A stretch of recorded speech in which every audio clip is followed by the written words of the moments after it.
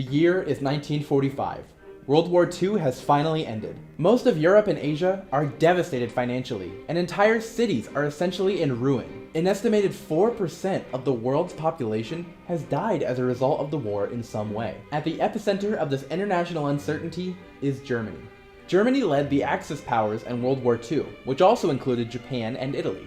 The victors of the war, the Allies, set out to rebuild the world and prevent future conflicts, and they started in Germany. What's up, my fellow historians? My name is Kyle Reynolds, and on today's episode of 5-Minute Flashback, we'll be learning about the post-war reconstruction of Germany. The Allied powers of the United States, the United Kingdom, and the Soviet Union, or USSR, met up after the conclusion of the war to discuss how to best handle the countries left in disarray, particularly Germany. Although they all fought together against the Axis powers, there was a large ideological divide between the UK and the US in the West, and the USSR in the East. To say they didn't see a lot of things eye to eye would be putting it lightly. Still, I'm sure they were able to set aside their differences and reach an agreement that had the best interests of the people of Germany in mind, right? Oh no, not even close.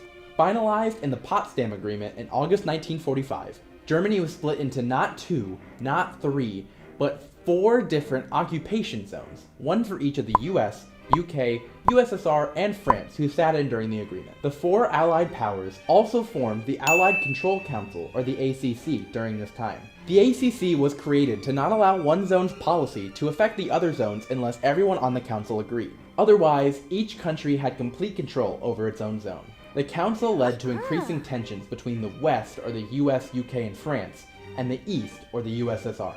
The US in particular wanted to expand democracy in the world and sought to create a liberal democracy for Germany in order to create a future ally.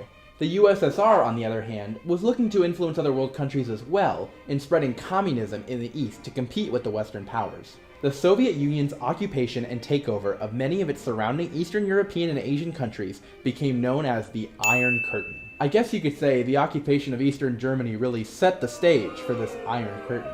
As you can imagine, splitting a country in two down an invisible line can create some strain in the country itself. The good news is, the US, UK, and eventually France realized this rather quickly and joined forces to create the Tri-Zone before 1950. However, the USSR wouldn't budge and deadlocked the East-West German border for the foreseeable future. Of course, the German people weren't all too thrilled with this division either and outwardly advocated for the reunification of Germany.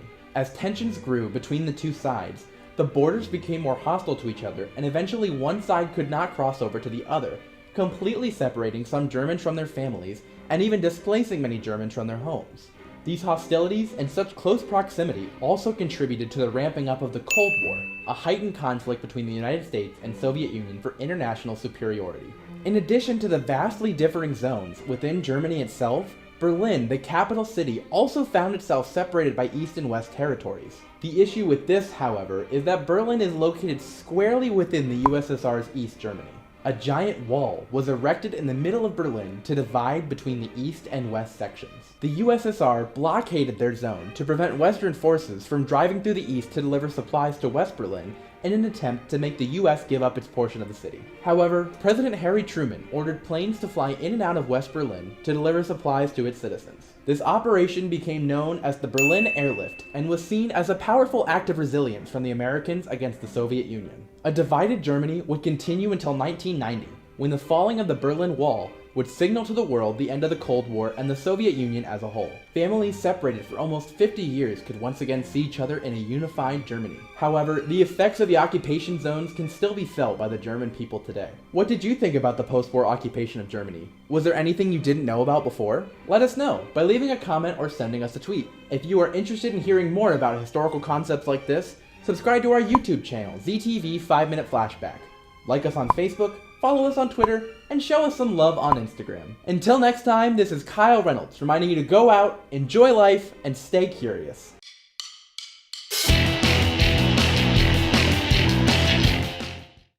This program was produced by ZTV at the University of Akron. Do you want to gain experience in video production, professional social media, or working with real clients? Visit the UA School of Communications online or follow us on social media to learn more. ZTV, make media, make a difference.